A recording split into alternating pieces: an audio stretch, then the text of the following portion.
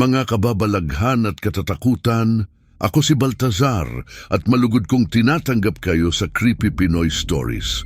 Huwag kalimutang pindutin ang like at subscribe kung kayo'y mga tagahanga ng nakakakilabot at orihinal na mga kwentong Tagalog upang lagi kayong una sa bawat kakaibang kwento na aking ihahandog. Sa gabing ito, sumama kay Jairus sa isang silid na puno ng mga anino at misteryo kung saan ang hangin ay nagdudulot ng kakaibang lamig at ang mga kurtina'y tila may sariling buhay. Makinig at maghanda sa isang paglalakbay kasama ang isang babaylan na ang bawat salaysay ay magdadala sa atin sa hangganan ng katotohanan at kababalaghan sa huling kabanata na hindi mo inaasahan. Sa isang maliit at simpleng silid na may bintanang tanaw ang mga punong mangga, naroon si Jairus nakahiga sa kanyang kama, napapalibutan ng mga libro at ilang laruan. Ang mga dingding ay puno ng mga drawing at educational posters, saksi sa kanyang uhaw sa kaalaman at sa kanyang pagkabata. Ang silid ay tahimik maliban sa mahinang paghikbi ng hangin sa labas at sa paminsan-minsang kaluskos ng mga dahon.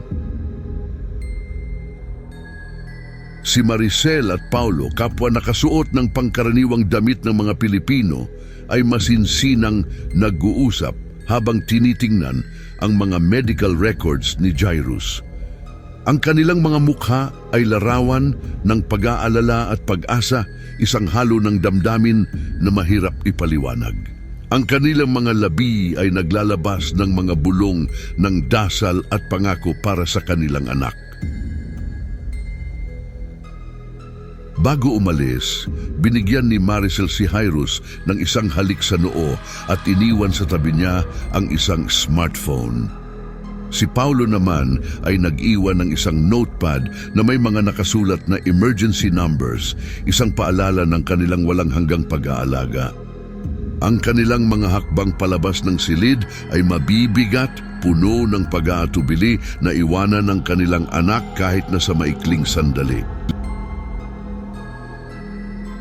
Nag-iisa na si Jairus, sinubukan niyang magbasa, ngunit dala ng pagod ay nakatulog siya. Ang smartphone ay mahigpit na nakakapit sa kanyang kamay. Ang kanyang paghinga ay unti-unting naging pantay at ang mundo ng kanyang mga libro ay nagbigay daan sa isang mas tahimik na lugar sa kanyang mga panaginip. Sa kanyang pagkakatulog, isang malamig na hangin ang pumasok sa silid, nagpagalaw sa mga kurtina at nagdulot ng kakaibang pakiramdam. Ang kaluskos ay nanggagaling sa sulok na malapit sa kanyang bookshelf na parang may isang bagay na gumagalaw sa pagitan ng mga anino. Nagising si Jairus sa kaluskos at nakita ang isang babae na nakatayo malapit sa kanyang kama. Suot ang tradisyonal na Filipiniana, ang kanyang buhok ay nakapusod at may mga alahas na gawa sa kabibe at buto. Ang kanyang anyo ay tila lumang larawan na nabuhay. Isang figura mula sa isang nakaraang panahon. Bagamat may takot sa kanyang mga mata, pinilit ni Jairus na maging matapang at kinausap ang estranghera. "Sino ka po?" tanong niya. Ang kanyang boses ay nag-aalangan ngunit matapang. Si Isabel ay may mahinahong boses at tila may kakaibang kakalmahan na bumabalot sa kanya. "Ako si Isabel at may kwento akong naisibahagi sa iyo." Inalok ni Isabel na magkwento kay Jairus at sa kanyang pagkukwento, ang ilaw sa silid ay tila nagdidilim at nagbibigay diin sa kanyang mukha na parang sa isang lumang pelikula. Ang bawat salita ni Isabel ay bumubuo ng mga imahe sa isip ni Jairus, na tila siya ay naglalakbay kasama ng mga tauhan sa kwento. Habang lumalalim ang gabi, isang bagong yugto ng kanilang pag-uusap ang nagbubukas at ang mga kwento ni Isabel ay nagdadala ng mga aral na hindi inaasahan ni Jairus. Ano kaya ang mga lihim na ibubunyag ng misteryosang bisita at paano ito magbabago sa pananaw ni Jairus sa kanyang sariling paglalakbay? Ang mga anino sa paligid ay tila nag-aabang at ang susunod na kwento ay naghihintay na mabunyag. Sa gitna ng madilim na silid, ang bawat salaysay ni Isabel ay nagdudulot ng kakaibang kilabot kay Jairus. Ang mga anino na gumagalaw sa paligid ay animoy naging mga tauhan sa kwento ng babaylan na puno ng misteryo at sakripisyo. Ang mga dingding ng silid ay tila naging isang tabing na nagpapakita ng mga imahe mula sa nakaraan na nagbibigay buhay sa mga salita ni Isabel. Habang nagpapatuloy ang gabi, ang palitan ng mga ideya at kuro-kuro sa pagitan ni Jairus at Isabel ay lalong nagpapalalim sa kanilang ugnayan. Ang bawat salita ni Jairus ay nagpapakita ng kanyang katalinuhan at pag-unawa na sa kabila ng kanyang murang edad ay tila hinog na sa kaalaman at damdamin. Ang kanilang dialogo ay puno ng pagninilay-nilay at paghahanap ng kahulugan sa mga pangyayari ng buhay. Nang ikwento ni Isabel ang tungkol sa mangingisda at sa kanyang anak, ang hangin sa silid ay tila nagdala ng halimuyak ng dagat at ang hampas ng mga alon. Ang mga sigaw at tawag ng mga tao sa paligid ay nag-echo sa mga pader na parang dinadala si Jairus sa gitna ng eksena. Ang kwento ay nagtatapos sa isang mahirap na desisyon at sa bawat pagwawakas, si Jairus ay tila mas lalong nagiging malalim ang pag-iisip at mas nakakaramdam ng koneksyon kay Isabel. Ang bawat kwento ay nagiiwan ng tanong sa isipan ni Jairus na parang may hinahanap na kasagutan.